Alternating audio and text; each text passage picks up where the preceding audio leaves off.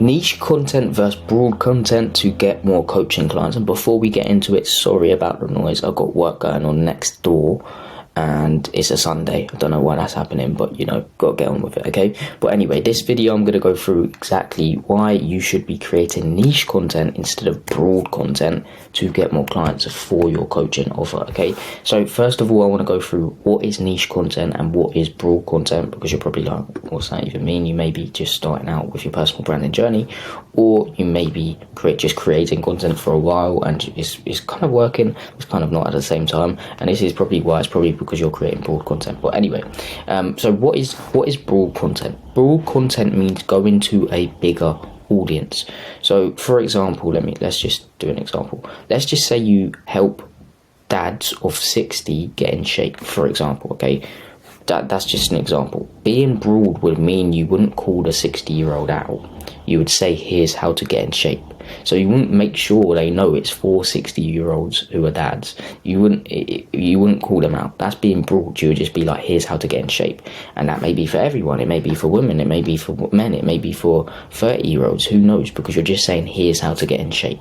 So that's what I mean when I mean going broad. So you're going to a lot of people instead of focusing on niche and your niche, okay? And this just means you're going to a bigger audience because you're being broad and you're not speaking directly to your ideal client. So that is broad content, and you can kind of see why niche content, well, you don't know what niche content is yet, well, you maybe do, but you can kind of see why broad content isn't really optimal, because you're going to loads of people, and most online coaches do actually think more exposure means more money. But it doesn't. More of the right exposure means more money, okay? Not more of random exposure. That doesn't mean you're going to make more money, because if you've got randoms on your page, you're just not going to get paid, okay? I guarantee that, because they're not interested in what you sell at all. And next is niche content. And niche content is speaking directly to your ideal client and making sure they know it's for them.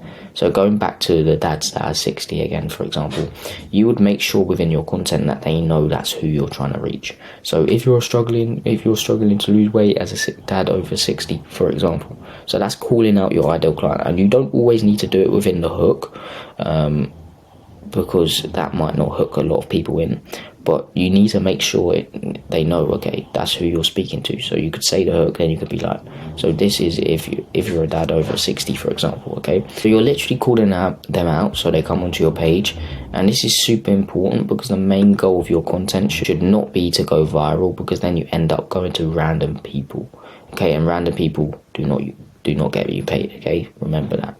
If you have a load of random people, I would 100% prefer 100 followers of my ideal clients rather than 100,000 people who just aren't my ideal clients and aren't interested in what I sell, because you're going to get more money. You're going to make more money from the 100 people who are your niche and ideal clients, okay?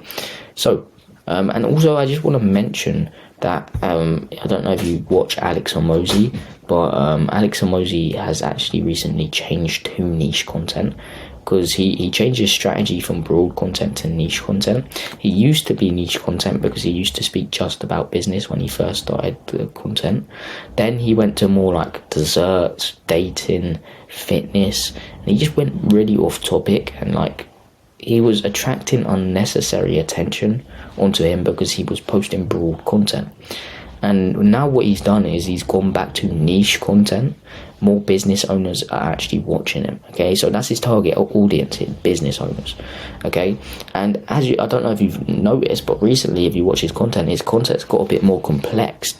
And that's because his target audience are people. He's trying to help people get to 1 to 10 million in revenue, and then he can invest into their businesses. And that's why it's more complex, and it's more like really detailed business content, because that's his target audience. This is what he was posting, the Alex Hormozi diet. Like, no one really cares about that. Like to put it plainly, no one cares. Okay, they just wanted the business content from him because he's got business brain and he knows what he's speaking about. And that shouldn't be a bad thing for him, because he's trying to grow a business, of course. Well, not try, he has grown it, but he's trying to grow it to new heights. So him speaking directly to his ideal client is better than being broad and reaching random people. Because the thing is, if people see this piece of content, they're only going to follow because of that. And that means when he posts business content, they're probably not interested. Okay, probably not interested. They only followed because of the diet. Okay, so I wouldn't recommend doing that for you as well. Like, if you want to get more clients, don't post about just random things that aren't related to what you actually sell. And of course, I'm not saying never be personal and show your lifestyle. I just mean don't make it all about it, because he was going too far with it. He was posting like every day about just Alex Hormozi diet. Like, no one really cares, not gonna lie. And the main goal of your content should be to help your ideal client get small wins, so it builds up trust, and so they eventually invest into what you sell. Okay, so the main goal of your content should be to get people small wins, to get your ideal clients small wins, so they trust you more, and so they're like, okay, damn, this guy knows what he's speaking about, maybe let me invest into what he sells. Maybe his program's better, okay, or maybe her program's better, okay. And what you need to remember is the value you give away for free is in direct proportion of what you will get in return, but to an extent, okay. So what I want to quickly touch on as well is a lot of online coaches get this wrong. They try to give away all their scripts, all value and that, but you should be giving more insights, not give everything away for free. Alex Hormozi's strategy works, and he says give away everything for free because he needs to get people to 3 to 10 million so he can invest into them. And that's why he can give away that sort of value for free, because he actually has to build people's businesses up to the 3 to 10 million range, and then he can invest in them. So his goal is to get people to the 3 to 10 million so he can build up trust and so he can invest into them. Okay, so how to create niche content. Now, I just went over broad content, and broad content, you shouldn't be creating broad content as much. Sometimes you can, and sometimes you can implement it within the hooks of your videos so you get more attention, and then throughout the video you go more niche and you speak about your ideal client a bit more. That's a good way to do things. But how do you actually create niche content? Because I went over niche content, but how do you actually create it? Because if you don't know how to create it, you're not going to create it, okay? And well, it's super simple and should not be overcomplicated at all. All you really need to do is get your messaging dialed in, and I know that sounds a bit like, what does that even mean?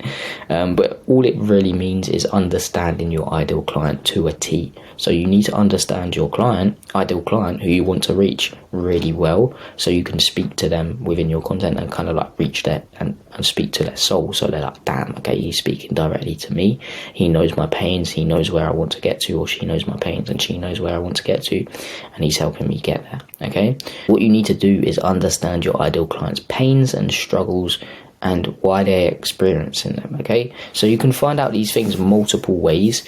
There's multiple ways you can find these things out. You can use ChatGPT, you can do market research, or you can use sales calls as leverage. So you can open those calls, record them, see what they're struggling with, see what their real pains are, because you're then speaking to them on an actual call, okay? So this is a really good way to do. It is a really good way to find out your ideal client's pains.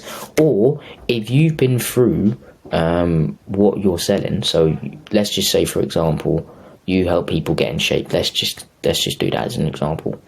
You've probably got in shape yourself first, and now you're selling that. So you probably struggled at first. As an online coach, you're probably selling what you've done in the past, okay? So you've had a pain and you've overcome that pain, and now you sell the solution to people, okay? And this means you can relate to your ideal client's pains. And by the way, you need to also understand your ideal client's wants and why they truly want those things, and get deep.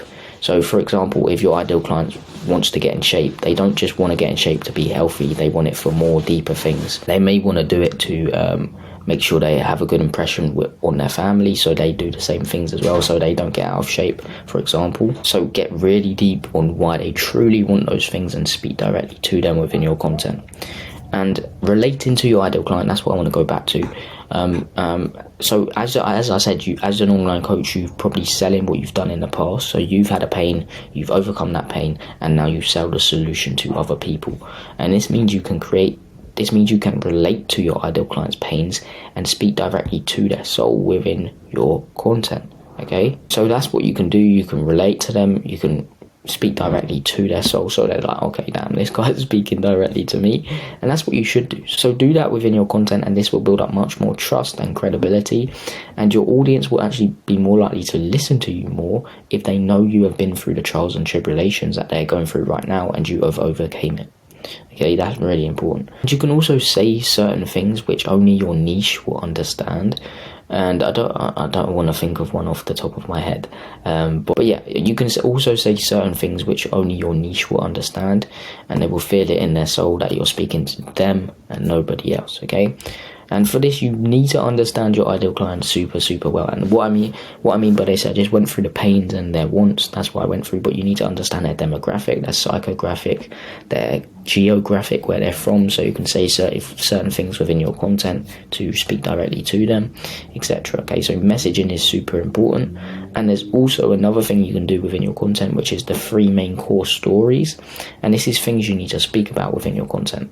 So the first one is the process story, and the process story is positioning your unique process as the new way for the ideal client to reach their goals. People don't want to buy from someone something that they think they've already tried before and attempted and it didn't work out. They don't want to do that, okay? So you need to position your solution as the new way for them to reach their goals, okay? As the new way.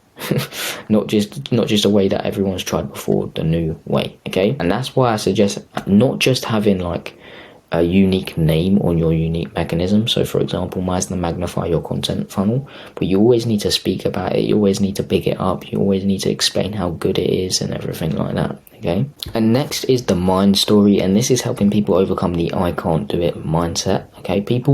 What you need to realize is people do not buy from you because they doubt your product. They don't buy because they doubt themselves, okay?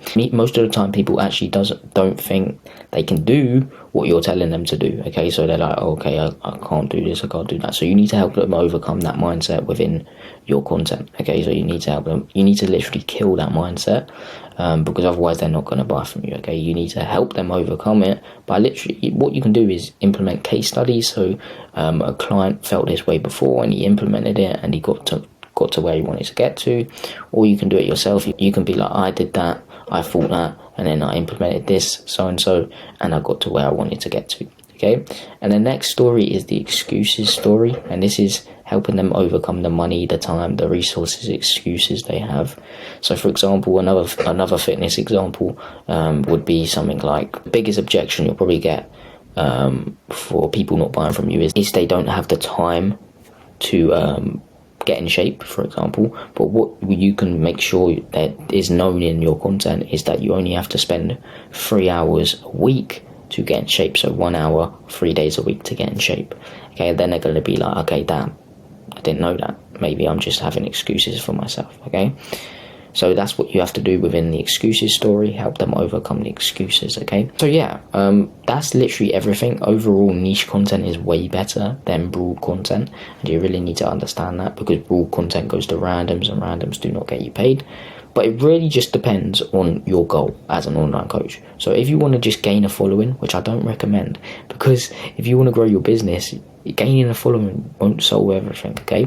But if you want to just gain a following, be broad, okay? But if you actually want to scale to new heights, scale your coaching business to new heights, and actually get clients for your coaching offer, then niche or niche, however you want to say it, content is the best way to go. So that's why niche content is way better than broad content. I hope you got some value from this. If you're an online coach and you have a solid offer, you have a few testimonials to back that offer up, and you're making at least 10k a month, and you want to get more clients through a personal brand, you want to build a one-of-one personal brand and actually get clients through it, all done for you. If you're interested in that, just book in a call with the second link in the description and we can speak in more detail. But I hope you got some value from this. Subscribe, everything like that, and peace.